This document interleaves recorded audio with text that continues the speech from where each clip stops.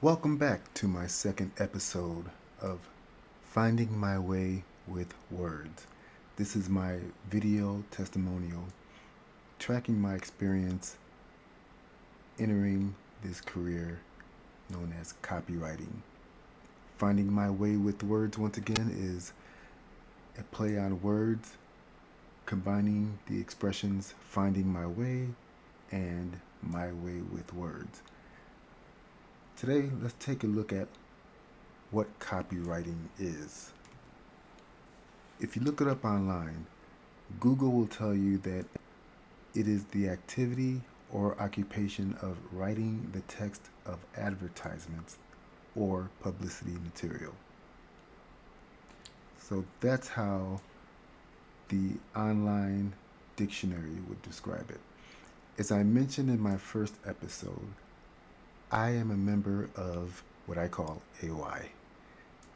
Most people call it AWAI, which stands for American Writers and Artists Institute. Their definition is copywriting is persuasive business writing with the intent of driving an action. So let's take a look at the difference between the two. Google puts the emphasis on writing the text of advertisements, and it's similar, but there's a slight difference. AY inserts the words persuasive and driving in action. So the copywriting I'm associated with is the latter. It's what we learn in AWAI. And since I took one of the earlier courses, which is a 21-day challenge by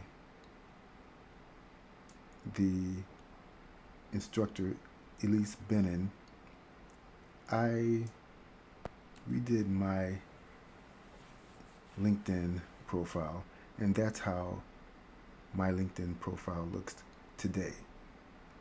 I show you off with my words to make them buy.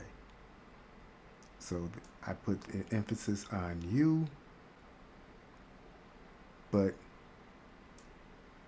inform everybody that it's my words. So, in other words, it's me that's doing the writing for you so you can go off and do your business, which is in entertainment or comedy, or if you run a shop, if you have a restaurant, if you're a manager of a bar and you want to bring in more visitors, not just to your bar, but to your site as well,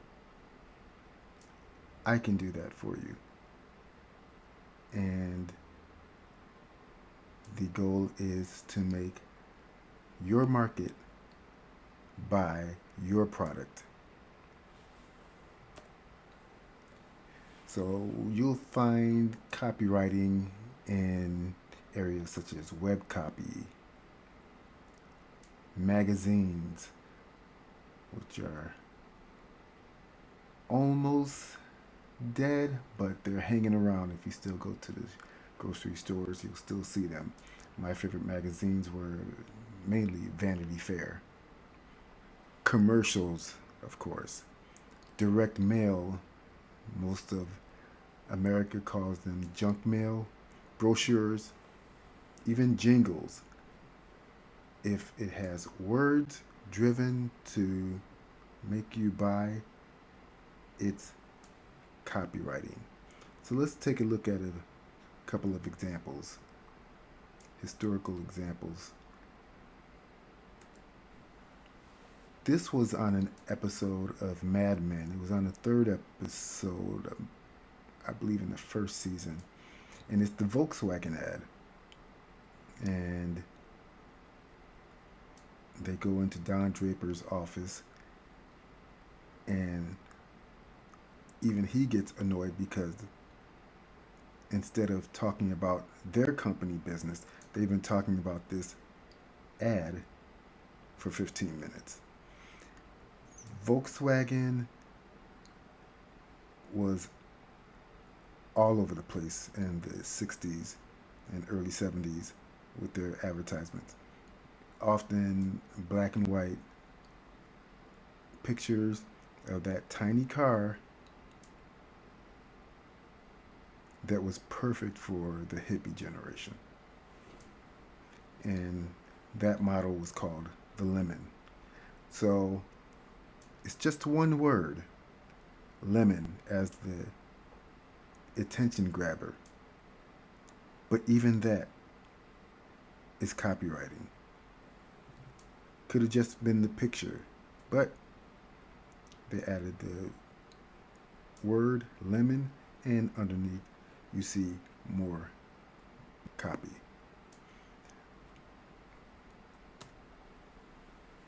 My favorite examples of copywriting are more recent one, Got Milk. That was more recent than the Volkswagen ad I just showed. And of course, Just Do It. These are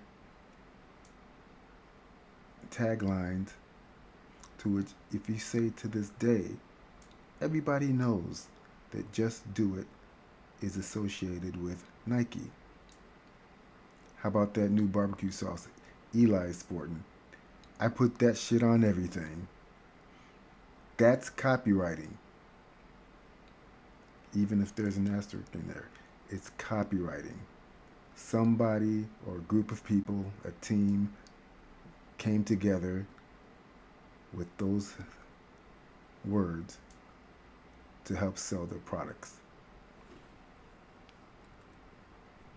Now, more memorable copywriting in the past has been some such as, and the best part of waking up. Notice I don't even have to finish these. You already know the other half of it. Like a good neighbor. If I say it that way, right away you're going to think of the last part of the tagline. Even ba da ba ba ba. That makes no sense as words, but it's copywriting. Once again, a group of people somehow came up with those words, and so be it. They're not words we think about when we're hungry, but we still go, most people go to McDonald's. Now that we're a couple of years after COVID,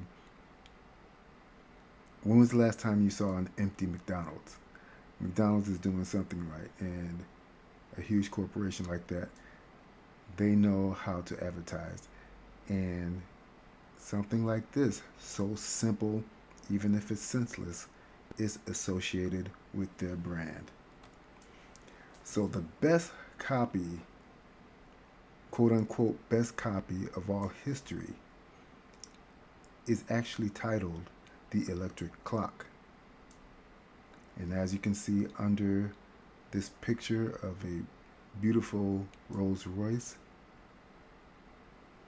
is the quotation, at 60 miles an hour, the loudest noise in this new Rolls Royce comes from the electric clock. That was thought up by David Ogilvy, who is perhaps one of the most well-known copywriters in all of history. Some people, speaking of Mad Men, some people say that Don Draper's character had a little bit of David Ogilvy in his character also, combined with other people. But if you think about this tagline, at 60 miles an hour, think of other cars, most cars, how they sound at 60 miles an hour.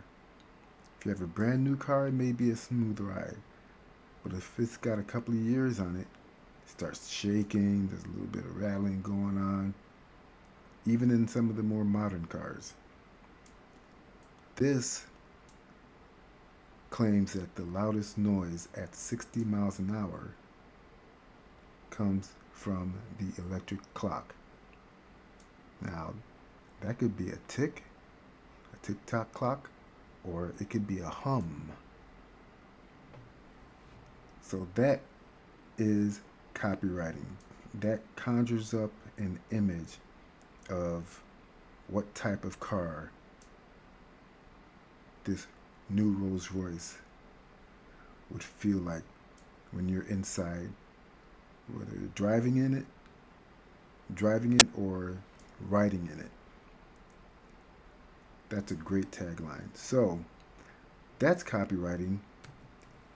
How about you? What are some of your favorite taglines in history? Some of the more modern ones you can think of that we say to this day. Go ahead and let me know in the comments, and I will look out for you in the next episode. Thank you again for joining me.